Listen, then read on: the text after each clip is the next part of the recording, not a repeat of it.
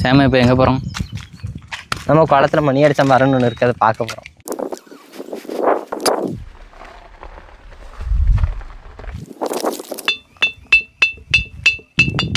இதான் சேகர் சார் மணி அடிச்சாம்பாரு.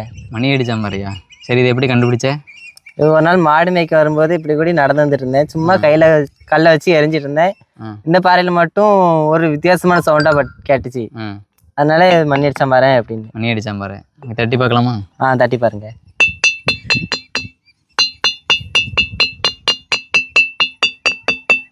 சவுண்டு மாறுதானே?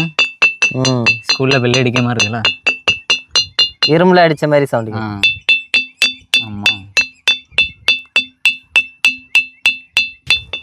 இதில் எப்படி சார் சவுண்டு வருது? ஆனால் நான் பார்க்கும்போது மணி அடித்த மாதிரி மட்டும் தெரியும். இதில் எப்படி சவுண்டு வருதுன்னு தெரில. அதாவது இது எப்படி சவுண்டு வருது அப்படின்னா, பாறையோட அடர்த்தியை பொறுத்து. அடர்த்தி அதிகமாக இருந்தால் அந்த மாதிரி சவுண்டு வரும்.